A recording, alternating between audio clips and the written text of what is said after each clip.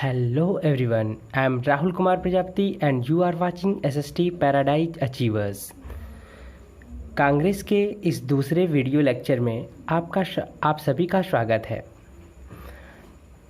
पिछले लेक्चर में हमने आपको कांग्रेस की स्थापना के बारे में बताया था और मेरी आप सभी से ये रिक्वेस्ट है कि अगर आपको इसी तरह के नोट्स और भी चाहिए तो प्लीज़ इस चैनल को सब्सक्राइब कर लीजिए।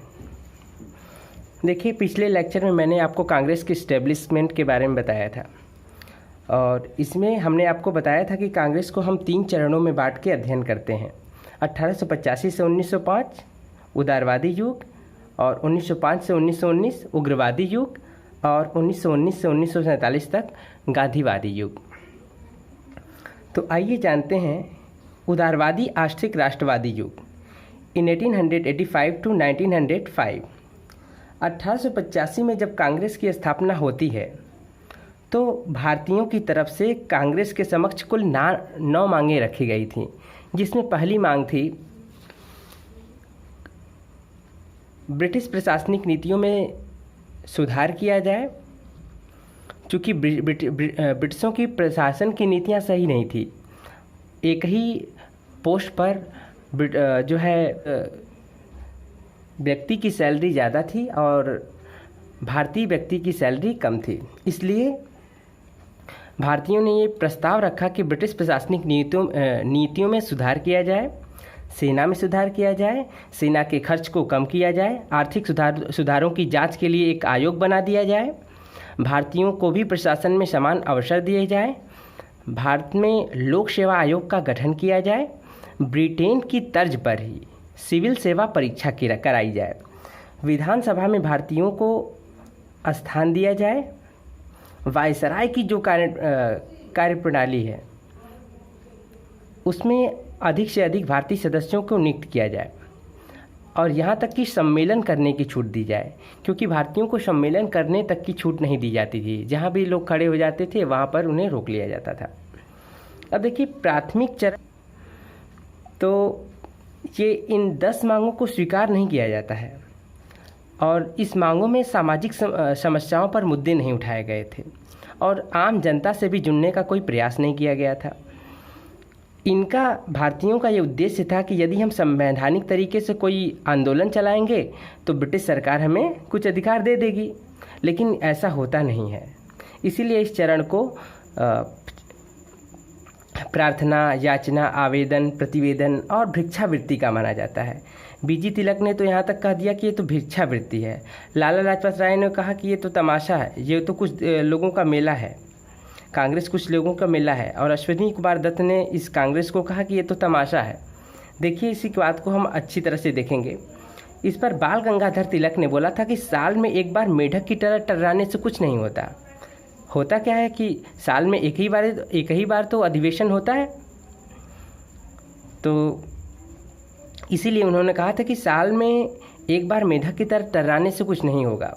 लाला लाजपत राय ने बोला था कि 1885 से 1905 के बीच कुल 20 सालों में भारतीयों को पत्थर के सिवाय कोई रोटी नहीं मिली। लाला लाजपत राय ने ही बोला था कि कांग्रेस कुछ लोगों का मेला है।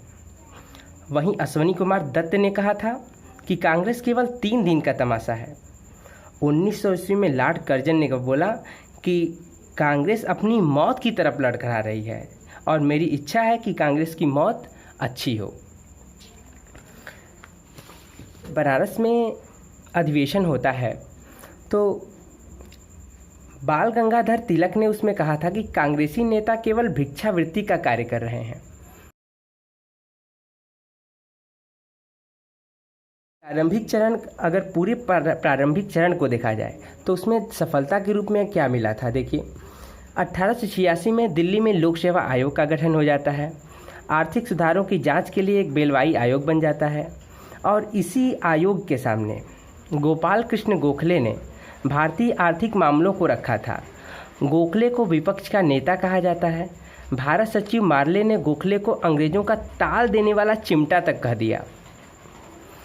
इसी चरण का परिणाम था कि 1892 में भारत परिषद अधिनियम पारित किया गया और भारतीयों को भी विधानसभा की कार्यवाहियों में भाग लेने तथा प्रश्न पूछने का अवसर दिया गया तथा मतदान देने का अवसर नहीं दिया गया।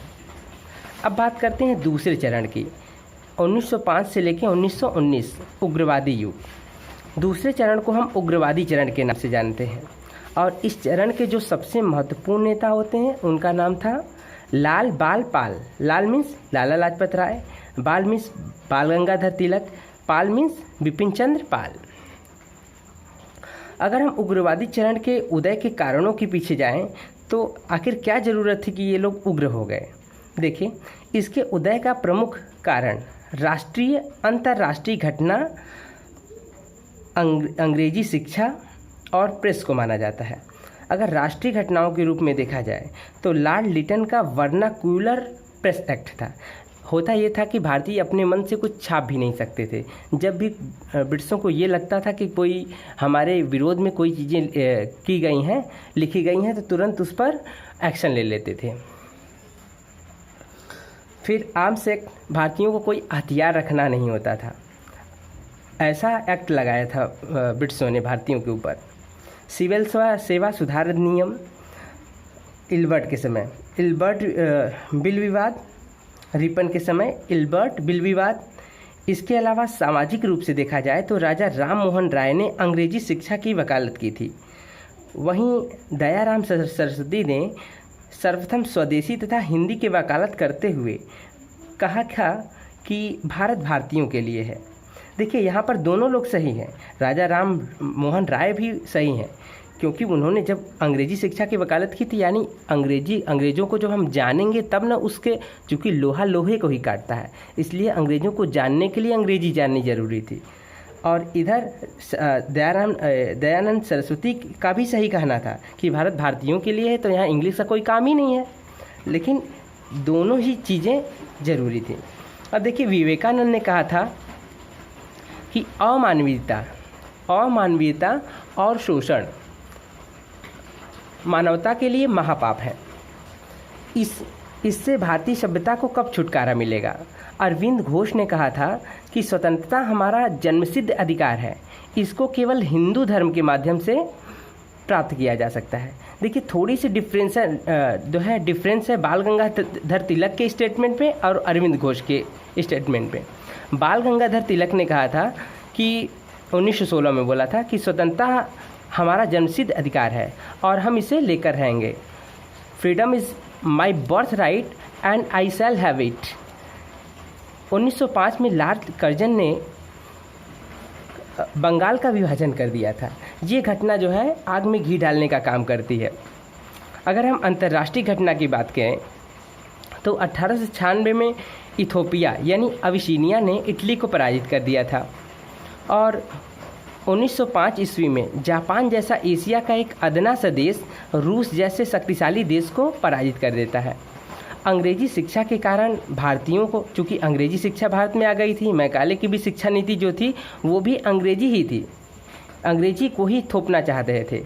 तो हुआ क्या कि अंग्रेजी शिक्षा होने के कारण भारतीयों को जो है अंग्रेज़ों के द्वारा जो बड़े अच्छे विचारक थे उनके विचारों को पढ़ने का मौका मिलता है, जैसे हॉब्स, लॉक, रूसो, मेजनी। और 1893 में तिलक द्वारा गणपति महोत्सव होता है, इसमें बहुत महत्वपूर्ण भूमिका निभाते हैं। और अगर हम 1905 में जब बंगाल का जब विभाजन हो जाता है तो तिलक द्वारा स्वदेशी, स्वराज, स्वशिक्षा और बहिष्कार को काफ़ी ज़ोर शोर से प्रसारित किया जाता है, जिसमें स्वदेशी और बहिष्कार का प्रस्ताव काफ़ी सफल रहता है। बहिष्कार में सबसे ज़्यादा जो है विदेशी वस्तुओं का बहिष्कार सफल होता है। स्वदेशी भावना से ही प्रेरित होकर 15 अगस्त 1905 ईस्वी को स्वदेशी समिति का गठन किया जाता है और इसी समय पीसी राय ने बंगाल केमिकल और फार्मास्यूटिकल कंपनी की स्थापना करते हैं। वहीं अवनींद्रनाथ टैगोर ने ओरिएंटल आर्ट की स्थापना की थी। इसके द्वारा छात्रवृत्ति का भी प्रावधान किया गया था। पहली बार नंदलाल घोष को छात्रवृत्ति प्रदान की जाती है। स्वदेशी आंदोलन को बंगला साहित्य का स्वर्णकाल माना जाता है। इसी समय रविंद्रनाथ टैगोर ने अमार सुनार बंगला नामक गीत की रचना किया था। 1971 में इसको बांग्लादेश का राष्ट्रीय गीत बनाया गया। 1906 ईस्वी में कलकत्ता अधिवेशन में कांग्रेस का लक्ष्य स्वराज को बना लिया जाता है, तो गर्मदली इसको देशव्यापी यानी पूरे देश में प्रचारित करना चाहते हैं, जबकि नरनदली कहते हैं कि नहीं इसको कुछ भारत के कुछ ही क्षेत्रों में यानी सीमित क्षेत्रों में प्रसारित किया जाए। तो इससे एक गतिरोध उत्पन्न हो जाता है और यही कारण है कि 1907 में सूरत अधिवेशन में कांग्रेस विभाजित हो जाती है। इसके अलावा एक और कारण है जिसकी चर्चा मैं अगले टॉपिक में करूँगा। 1908 में तिलक को राजद्रोहात्मक गतिविधियों के कारण क्या किया जाता है, धारा 124A के तहत 6 साल की सजा सुनाई जाती है। इनको मांडले वर्मा जेल भेज दिया जाता है और यहीं पर उन्होंने गीता रहस्य और आर्कटिंग होम्स ऑफ आर्यंस नामक पुस्तक की रचना करते हैं।